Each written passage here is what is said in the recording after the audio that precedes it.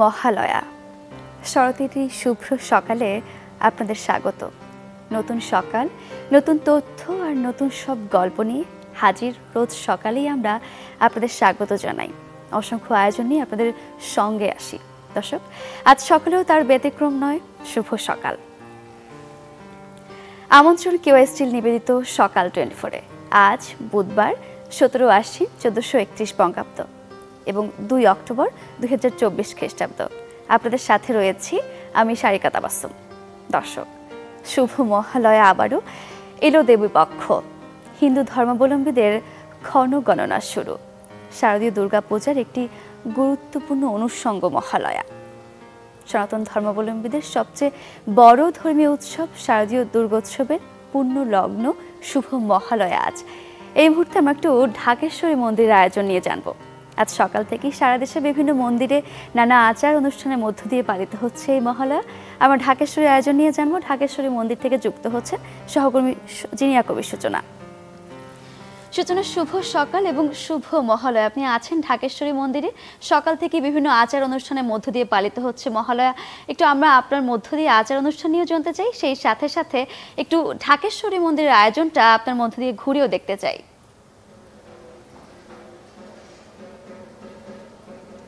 সারিকা, মহালয়া মানেই কিন্তু শুরু দেবী পক্ষের ক্ষণগণনা এবং পুরো বাতাস জুড়ে কিন্তু পুজোর গন্ধ এবং চারপাশে উৎসবের আমেজ, ঢাকের বাদ্য এবং সব শঙ্কা ছাপিয়ে কিন্তু দেবী দুর্গা আসছেন দোলায় চড়ে। এবং এই যে দোলায় চড়ে গমনকে কিন্তু সনাতন ধর্ম অনুসারে যে পঞ্জিকা, সেই পঞ্জিকা অনুসারে কিন্তু দোলায় চড়ে আসাকে বলা হয়ে থাকে যে এটি মহামারী এবং বন্যা, যুদ্ধ এসব নিয়ে আসে। কিন্তু তিনি ফিরে যাবেন কিন্তু ঘটকে চড়ে এবং সেটা কিছুটা আশার সঞ্চার করে। তবে যা কিছুই হোক না কেন, সনাতন যারা ভক্ত অনুরাগী রয়েছেন তাদের কিন্তু একটাই প্রার্থনা, চণ্ডীপাঠের মধ্য দিয়ে যখন তারা দেবীকে আবাহন করছেন মর্তে, তারা কিন্তু একটাই প্রার্থনা করছেন যে যেন পৃথিবী থেকে, দেশ থেকে সব অস্থিরতা, তিনি যদিও দোলায় চড়ে আসবেন, সব মহামারী সবকিছু দূর হয়ে যেন পৃথিবীতে শান্তি ফিরে আসে। এবং মহালয়ার যে মূল আনুষ্ঠানিকতা সেটি কিন্তু ভোরে শুরু হয়ে শেষ হয়েছে। এবং আমি যদি একটু এখন যে ঢাকেশ্বরী মন্দিরের যে পরিস্থিতি সেটি যদি একটু দেখাই, সবাই উৎসব মুখর আমেজে রয়েছে এবং সবাই কিন্তু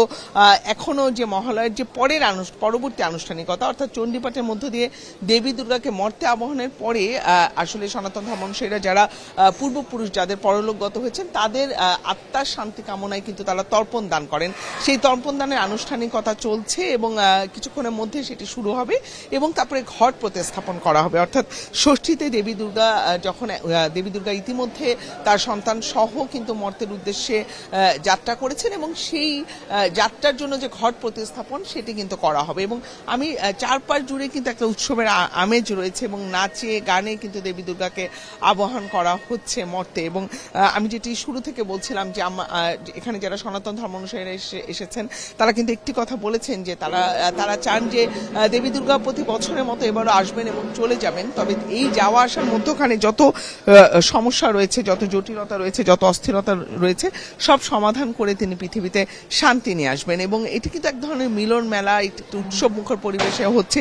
সব মিলিয়ে কিন্তু একটা উৎসব চারপাশে রয়েছে সারিকা। এবং যেমনটি আমি বলছিলাম যে ঢাকের বাদ্য এবং পুজোর গন্ধ কিন্তু চারপাশে। সারিকা, সূচনা, আপনাকে অসংখ্য ধন্যবাদ। দর্শক, আমরা ঢাকেশ্বরী মন্দিরের আয়োজন নিয়ে জানছিলাম। রাজধানীর ঢাকেশ্বরী মন্দির সহ অন্যান্য মন্দিরগুলোতেও কিন্তু একইভাবে পালিত হচ্ছে মহালয়া। আমরা একটু এবারে উত্তরার আয়োজন নিয়ে জানবো। উত্তরা থেকে যুক্ত হচ্ছেন আমাদের সহকর্মী মূর্ছনা ঐশী। মূর্ছনা ঐশী, শুভ মহালয়া। আমরা একটু উত্তরার আয়োজন নিয়ে জানতে চাই। অন্যান্য মন্দিরগুলোতেও আমরা জানছিলাম একইভাবে পালিত হচ্ছে বিভিন্ন আচার অনুষ্ঠানের মধ্যে দিয়ে। উত্তরার খবরটি আপনার কাছ থেকে জানতে চাই।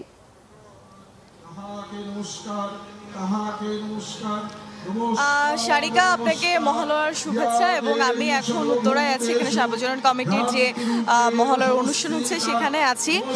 এবং সকাল থেকেই হচ্ছে এখানে ভোর 6:30 থেকে মহালয়ার আনুষ্ঠানিকতা শুরু হয়েছে এবং চণ্ডীপাঠ, বিভিন্ন ধরনের কীর্তন, গান, দুর্গাপূজা সংক্রান্ত যে কোনো ধরনের গান, এই গানগুলোর মাধ্যমে আমাদের এখানে যে পূজার আনুষ্ঠানিকতা সেটি আসলে সূচনা হয়েছে। এবং মহালয়া বলতে আসলে গোটা এক বছরের সনাতন ধর্মাবলম্বীদের যে অপেক্ষা, সেই অপেক্ষার অবসান এবং পিতৃপক্ষের অবসান হয়ে মাতৃপক্ষের শুভ সূচনা।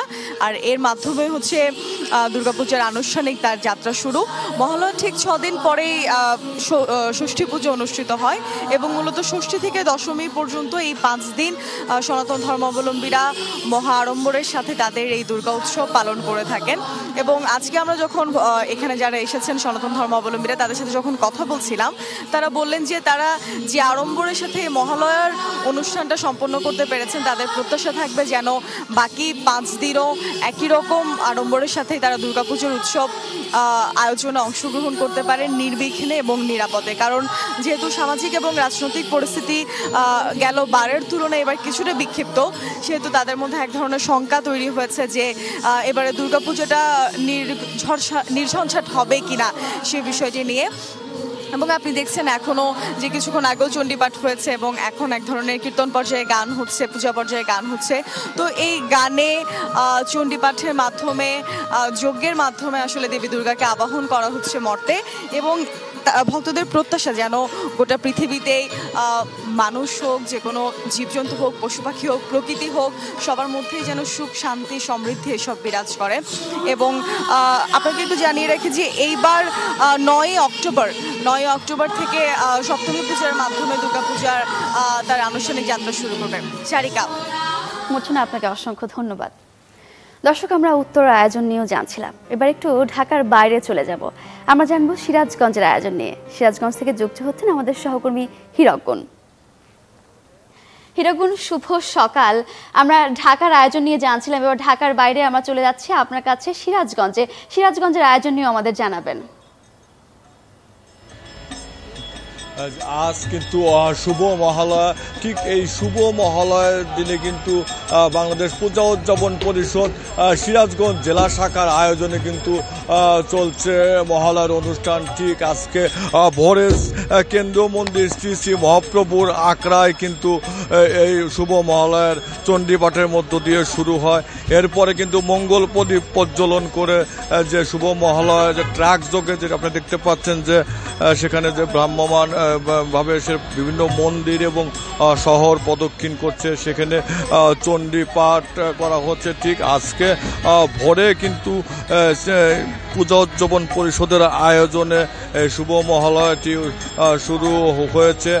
সকালে আমরা যেটি দেখেছি যে ভোরে কিন্তু পূজা উদযাপন পরিষদের আয়োজনে যে মহালয়ার অনুষ্ঠানটি শুরু হয়, সেখানে চণ্ডী পাঠ করা হয় এবং চণ্ডী পাঠের মধ্য দিয়েই কিন্তু শুভ মহালয়া অনুষ্ঠানটি শুরু হয়েছে। আপনি দেখতে পাচ্ছেন যে ট্রাক যোগে কিন্তু এখন সেই যে মহালয়ার যেটি যাত্রা, সেটি কিন্তু শহরের প্রধান সড়ক কিন্তু প্রদক্ষিণ করা হচ্ছে। এবং এই পূজোজন পরিষদের সিরাজগঞ্জ জেলা শাখার আয়োজনে কিন্তু দিনব্যাপী আজকে এই মহালয়ার যেটি আয়োজন, সেটি কিন্তু আসলে চলবে। আপনি দেখতে পাচ্ছেন যে এখন ঠিক চণ্ডী পাঠ এবং সেখানে সঙ্গীত চলছে। আমরা রয়েছে ঠিক যে ট্রাক যোগে কিন্তু এই মহালয়া যেটি আয়োজন পূজোজন পরিষদের আয়োজনে, সেটি কিন্তু চলছে এবং মঙ্গল প্রদীপ প্রজ্বলন করে এই শুভ মহালয়ার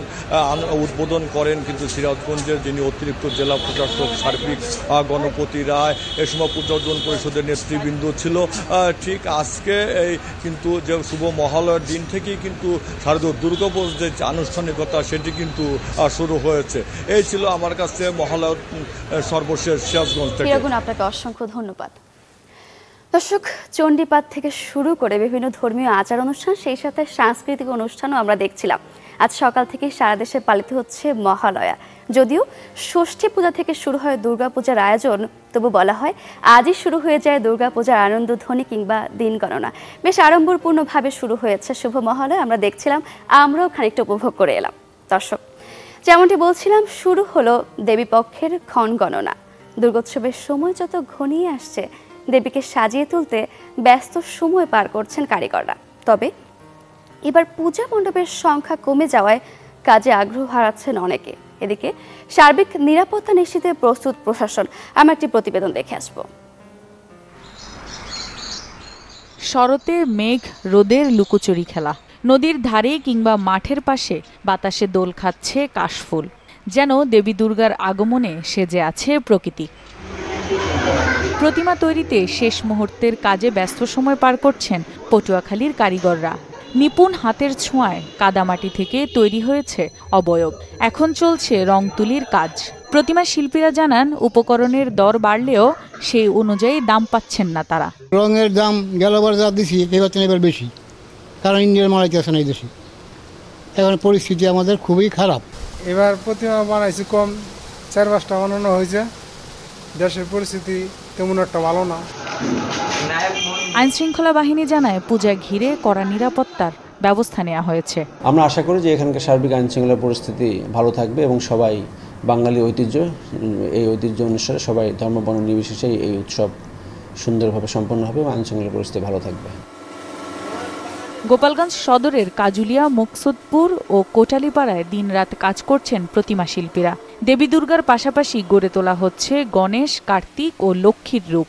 তবে এখানেও মজুরি নিয়ে হতাশার কথা জানালেন কারিগররা। দেশে যে পরিস্থিতি, এই পরিস্থিতিতে আমরা কাজের খুব চাপের ভিতর আছি, যেহেতু আর অল্প কিছুদিন সময় আছে। সমস্যায় পড়ে গেছি আমরা, এই যে পাল সমাজের, ঠিক আছে, আমাদের এটা বাপ দাদাদের পেশা, যার কারণে আমাদের এই কাজগুলো চালিয়ে যেতে হচ্ছে। যে সামনে পূজায় যেন প্রত্যেকের মধ্যে সম্প্রীতি বজায় থাকে, আইন শৃঙ্খলা পরিস্থিতি কোনোভাবেই অবনতি না হয়, সেই চেষ্টাটি আপনাদের মাধ্যমে সবার কাছে আমি উদাত্ত আহ্বান জানাবো। পঞ্জিকা মতে এবছর দেবী আসবেন ঘটকে চড়ে, কৈলাসে ফিরবেন দোলায়। রওশনারা তানিয়া, চ্যানেল 24।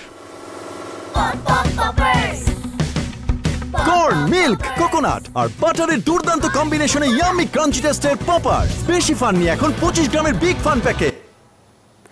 দর্শক, এই মুহূর্তে কেওয়াই স্টিল নিবেদিত সকাল 24-এর সময় হলো ছোট্ট একটা বিরতির। ফিরছি আরও আয়োজন নিয়ে, আমাদের সঙ্গেই থাকুন। ফিরে এলাম বিরতির পর, আবার আমন্ত্রণ কেওয়াই স্টিল নিবেদিত সকাল 24-এ। দর্শক, আমরা আয়োজনের শুরুতেই বলেছিলাম শরতের শুভ্রতার কথা। আমার সকাল সকাল শরতের এই কাশফুলের শুভ্রতা দেখাতে আপনাদের একটু ঘুরিয়ে নিয়ে যেতে চাই। দর্শক, আমরা চলে যাব শেরপুরে। শেরপুর থেকে যোগ দিচ্ছেন সহকর্মী ইমরান হাসান রাব্বি। ইমরান হাসান রাব্বি, শুভ সকাল। আমরা দেখতেই পাচ্ছি আপনি কাশফুলের যেন এক রাজ্যে দাঁড়িয়ে আছেন। আশপাশটা একটু আপনার মাধ্যমে ঘুরে দেখতে চাই।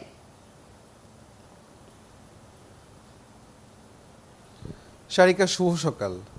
শরতের শুভ্র সকালে আজ এই কাশবন থেকে আপনাকে শুভেচ্ছা জানাচ্ছি এবং একই সাথে চ্যানেল 24-এর সকল দর্শককে শরতের শুভেচ্ছা জানাচ্ছি। আমি আছি এখন এই মুহূর্তে শেরপুর পৌর শহরের ভাটারাঘাট এলাকাতে। এই এলাকাটাতে শরৎ শুরু হবার সাথে সাথেই কাশ বনে কাশ ফুলে ছেয়ে যায় এবং শেরপুরের বিভিন্ন প্রান্ত থেকে দম্পতিরা এবং উৎসুক মানুষ এই কাশবনে কাশফুলের ফুলেল শুভেচ্ছা নিতে এখানে আসেন, ভিড় জমান। একেবারে বিকেলের যে সময়টা, সেই সময়টা থেকে পরন্ত বিকেল গড়িয়ে সন্ধ্যা পর্যন্ত এখানে শরতের এই শুভ্রতায় মানুষ হারিয়ে যান। একেবারেই কবির ছন্দ যদি এখানে একেবারে সুর পায়। এখানে অনেক শিক্ষার্থী যারা রয়েছে তারা আসেন, অনেকেই বসে গান করেন। এই আমি যেখানে দাঁড়িয়ে আছি এর পাশ দিয়েই বয়ে চলেছে শেরপুরের মৃগী নদী, ব্রহ্মপুত্রের একটি শাখা নদী। সেই নদীর ঘাটে বসে রাতভর এখানে গান চলে। কলেজ এবং বিশ্ববিদ্যালয়ের বিভিন্ন শিক্ষার্থীরা কিন্তু এখানে এসে তাদের সুরের ছন্দে হারিয়ে যান এই শরতের এই কাশবনে। আসলে সময় যতটাই গড়ায়, বিকেলের থেকে সন্ধ্যা অবধি একেবারে সূর্যাস্ত পর্যন্ত এখানে কপোতিরাও এসে ভিড় জমান। আমরা দেখেছি যে প্রতিদিন বিকেলে এখানে ছবি তোলার একটি মহা সমারোহ সৃষ্টি হয়। এই পুরো এলাকা জুড়ে, যেটি ভাটারাঘাট বলা হয়, এখানে এই ভাটারাঘাট এলাকাতে অনেকগুলো চা দোকান থাকার কারণে কিন্তু সেই দোকানগুলোতেও কিন্তু বিক্রি বেড়েছে বলে আসলে জানিয়েছে আমাদের এখানকার স্থানীয়রা। আসলে এই কাশবনের কাশফুল থেকে, কাশফুলের রাজ্য থেকে শরতের শুভেচ্ছা আবারও। আসলে এই ছিল আমার কাছে সারিকা সবশেষ। রাব্বি, অসংখ্য ধন্যবাদ আপনাকে। দর্শক, শরৎ এসেছে, কাশফুল হেসেছে, ওই যে দেখো বনে। দর্শক, আমরা এমন একটি বন থেকে ঘুরে এলাম, আমরা দেখছিলাম শরতের এই কাশফুল কি সুন্দর শুভ্রতা ছড়াচ্ছে। দর্শক, শরতের কথাই বলছিলাম, এবার একটু আমরা আবহাওয়া পরিস্থিতি নিয়ে জানবো। আমরা জানবো আজকের দিনের আবহাওয়ার পূর্বাভাস, সেই সাথে গেল 24 ঘন্টার তাপমাত্রার রেকর্ড। ঢাকায় সর্বোচ্চ তাপমাত্রা 35.2 ডিগ্রি সেলসিয়াস, সর্বনিম্ন 26.1 ডিগ্রি সেলসিয়াস। রাজশাহীতে সর্বোচ্চ 33.5 ডিগ্রি সেলসিয়াস, সর্বনিম্ন 26.1 ডিগ্রি সেলসিয়াস। রংপুরে সর্বোচ্চ তাপমাত্রা 33.7 ডিগ্রি সেলসিয়াস, সর্বনিম্ন 26.5 ডিগ্রি সেলসিয়াস। ময়মনসিংহে সর্বোচ্চ 33, সর্বনিম্ন 26.5 ডিগ্রি সেলসিয়াস। সিলেটে সর্বোচ্চ 23 ডিগ্রি সেলসিয়াস, সর্বনিম্ন 25.6 ডিগ্রি সেলসিয়াস। চট্টগ্রামে সর্বোচ্চ তাপমাত্রা 32 ডিগ্রি সেলসিয়াস, সর্বনিম্ন 27.2 ডিগ্রি সেলসিয়াস। খুলনায় সর্বোচ্চ 36, সর্বনিম্ন 29 ডিগ্রি সেলসিয়াস। বরিশালে সর্বোচ্চ তাপমাত্রা 35.2 ডিগ্রি সেলসিয়াস, সর্বনিম্ন 28.5 ডিগ্রি সেলসিয়াস। দেশের সর্বনিম্ন তাপমাত্রা মাদারীপুর 24.8 ডিগ্রি সেলসিয়াস। দেশের সর্বোচ্চ তাপমাত্রা মংলায় 36.3 ডিগ্রি সেলসিয়াস। আজ ঢাকা, ময়মনসিংহ, খুলনা, বরিশাল, চট্টগ্রাম ও সিলেট বিভাগের কিছু কিছু জায়গায় এবং রংপুর ও রাজশাহী বিভাগের অনেক জায়গায় অস্থায়ীভাবে দমকা হাওয়াসহ হালকা থেকে মাঝারি ধরনের বৃষ্টি, বজ্রসহ বৃষ্টি হতে পারে। সেই সাথে দেশের কোথাও কোথাও মাঝারি ধরনের ভারী থেকে ভারী বর্ষণ হতে পারে। আজ সারা দেশে দিন ও রাতের তাপমাত্রা 1 থেকে 2 ডিগ্রি সেলসিয়াস হ্রাস পেতে পারে। দর্শক, আবহাওয়া বার্তাটি তো জেনে নিলাম, এবারে আরেকটি আমাদের নিয়মিত আয়োজন পত্রিকা। দর্শক, এই মুহূর্তে পত্রিকার খবরগুলো না দেখলেই নয়, আমাদের হাতে রয়েছে কয়েকটি পত্রিকা। আমরা সমকালের শিরোনামগুলো শুরুতে দেখে নেব। শুরুতেই যে শিরোনামটি আমি পড়ছি, ইসরায়েলে ইরানের ক্ষেপণাস্ত্র, হিজবুল্লাহ ও হামাস প্রধানকে হত্যার প্রতিশোধে হামলা, মধ্যপ্রাচ্যে যুদ্ধ, তেল আবিব ও জেরুজালেম লক্ষ্য করে 180 ক্ষেপণাস্ত্র। মঙ্গলবার রাতে আঘাত হানার আগে জেরুজালেমের আকাশে ইরানের ক্ষেপণাস্ত্র, একটি ছবি দিয়ে এখানে দেখানো হয়েছে। পাশাপাশি আরেকটি শিরোনাম আমি দেখছি, এবার শিক্ষককে পিটিয়ে হত্যা, ফের উত্তপ্ত খাগড়াছড়ি। পার্বত্য জেলা খাগড়াছড়িতে 2 সপ্তাহের ব্যবধানে আবারও পিটিয়ে হত্যার মতো অমানবিক ঘটনা ঘটেছে। এক ছাত্রীকে ধর্ষণের অভিযোগে গতকাল মঙ্গলবার দুপুরে খাগড়াছড়ি টেকনিক্যাল স্কুল অ্যান্ড কলেজের আবুল হাসনাত মোহাম্মদ সোহেল রানা নামে এক শিক্ষককে পিটিয়ে হত্যা করে শিক্ষার্থীরা। দেশজুড়ে ছড়িয়ে ছিটে মির্জা আজমের সম্পদ, নিজের ও স্ত্রীর সন্তান ভাইদের নামে ব্যবসা প্রতিষ্ঠান, স্থাবর সম্পত্তি, ফ্ল্যাট, বাগানবাড়ি সহ সম্পত্তি ক্রয়। আবু সালে গেন্দার নামে দেশে বিদেশে নানা খাতে বিপুল বিনিয়োগ। ছাত্রলীগ নেতার নামে জামালপুর শহর এবং বাইরে প্রায় 300 একর জমি। দর্শক, এই ছিল সমকালের প্রধান শিরোনামগুলো। সমকালের পরে আমরা প্রথম আলোতে চলে যাব। গচ্ছিত 7,398 ভরি সোনা বেচে দেন আওয়ামী লীগ নেতা। সোনা বিক্রি করার ঘটনায় মন্ত্রণালয়ের তদন্ত থামিয়ে দেন মহিউদ্দিন আহমেদ। দুদকের মামলায় এছাড়া 1 নম্বর আসামি ছিলেন তিনি। অভিযোগপত্রে প্রভাব খাটিয়ে নাম বাদ দেওয়ার ব্যবস্থা করেন। নিজের 63 জন স্বজন ও আত্মীয়কে নিয়োগ দিয়েছেন ব্যাংকটিতে। বেক্সিমকোর শেয়ার কারসাজি, জরিমানা 428 কোটি টাকা। বেক্সিমকো গ্রুপ নামে বেনামে বিও হিসাব খুলেই কারসাজির ঘটনা ঘটিয়েছে বলে সংশ্লিষ্টরা ধারণা করেছেন। শেয়ার বাজারে রেকর্ড জরিমানা। ধর্ষণের অভিযোগে শিক্ষককে পিটিয়ে হত্যা 144 ধারা। আমরা সমকালেও দেখছিলাম, এর আগে আরেক ছাত্রীকে ধর্ষণ চেষ্টার অভিযোগে কারাগারে ছিলেন এই শিক্ষক। এই অভ্যুত্থান নিজেই একটা বড় মীমাংসা। মাহফুজ আলম ছাত্র জনতার অভ্যুত্থান পরবর্তী অন্তর্বর্তী সরকারের প্রধান উপদেষ্টার বিশেষ সহকারী। অভ্যুত্থানের পর ছাত্র, নাগরিক ও অন্তর্বর্তী সরকারের মধ্যে যোগাযোগ রক্ষার জন্য গঠিত লিয়াজো কমিটির তিনি ছিলেন সমন্বয়ক। দর্শক, প্রথম আলোর প্রধান শিরোনামগুলো তো আমরা দেখছিলাম, এবারে দৈনিক ইত্তেফাকের প্রথম পাতায় চোখ বোলাবো। খাগড়াছড়িকে শিক্ষককে পিটিয়ে হত্যা, বাঙালি পাহাড়ি সংঘর্ষ। আমরা প্রত্যেকটি পত্রিকাতেই দেখছিলাম এই শিরোনামটি। অন্তর্বর্তী সরকারের মেয়াদ নিয়ে এখনো সিদ্ধান্ত নেয়নি ভয়েস অব আমেরিকাকে ডক্টর মোহাম্মদ ইউনূস। অন্তর্বর্তী সরকারের মেয়াদ বা আগামী নির্বাচন কবে হবে এ ব্যাপারে নিজেদের মধ্যে আলোচনা হলেও উপদেষ্টা পরিষদ এ নিয়ে এখনো কোনো সিদ্ধান্ত নেয়নি বলে জানিয়েছেন প্রধান উপদেষ্টা ডক্টর মোহাম্মদ ইউনূস। ৬ সংস্কার কমিশনের রিপোর্টের পরে নির্বাচনের রোডম্যাপ। পররাষ্ট্র উপদেষ্টা মোহাম্মদ তৌহিদ হোসেন জানিয়েছেন ৬ সংস্কার কমিশনের রিপোর্টের পরই জাতীয় নির্বাচনের রোডম্যাপ দেওয়া হবে। ইসরায়েলের ইরানের ক্ষেপণাস্ত্র হামলা নিয়ে আরো একটি শিরোনাম আমরা দৈনিক ইত্তেফাকেও দেখছিলাম। এর পরপরই আমরা চলে যাব কালের কণ্ঠে। পড়াশোনা খেলাধুলায় বিশ্বমানের স্কুল। আগামী বছরের জানুয়ারিতে শুরু হচ্ছে শিক্ষা কার্যক্রম। Bashundhara public school and college একটি শিরোনাম এখানে দেখানো হয়েছে। আমরা পরবর্তী পাতায় একটু চলে যাব। এনআইতের পেটে 11,000 কোটি টাকা। দেশ চালাতে সরকার এখন টাকার জন্য মরিয়া। অন্তর্বর্তী সরকারের প্রধান উপদেষ্টা ডক্টর মোহাম্মদ ইউনূস টাকা চেয়েছেন বিশ্বব্যাংক ও IMF এর কাছে। টাকার অভাবে যখন বাজেট বাস্তবায়ন হচ্ছে না, তখন জানা গেল পরিবহন মাফিয়া খন্দকার এনায়েত উল্লাহ চাঁদাবাজি করে তুলেছেন প্রায় 11,000 কোটি টাকা। মাদক কারবারিদের মূল টার্গেট শিক্ষার্থীরা। অভিযান চালাচ্ছে যৌথ বাহিনী। অক্টোবরের মাঝামাঝি শুরু হচ্ছে ব্যাপক অভিযান। ইউনূস মোদি বৈঠক হতে পারে নভেম্বরে। দর্শক, এই ছিল কালের কণ্ঠের প্রধান শিরোনামগুলো। আমরা সবশেষে বণিক বার্তার প্রথম পাতায় চোখ বোলাবো। সেপ্টেম্বরে প্রবাসীরা পাঠালেন 50 বছরের তৃতীয় সর্বোচ্চ রেমিটেন্স। ছাত্র জনতার গণ অভ্যুত্থানের পর দেশের রেমিটেন্স প্রবাহে বড় ধরনের উল্লম্ফন হয়েছে। প্রবাসী বাংলাদেশিরা সেপ্টেম্বরে পাঠিয়েছেন মোট 240 কোটি বা $2.40 বিলিয়ন রেমিটেন্স। দর্শক, আমরা পত্রিকার শিরোনামগুলো দেখছিলাম। আয়োজনের একদম শেষ পর্যায়ে চলে এসেছি আমরা। শুভ মহালয়া উপলক্ষে ঢাকেশ্বরী মন্দিরে আয়োজিত অনুষ্ঠানের গান শুনতে শুনতে বিদায় নেব আমরা। দর্শক, তবে গান শুনে নেই, শুভ সকাল জানাই সবাইকে আরো একবার।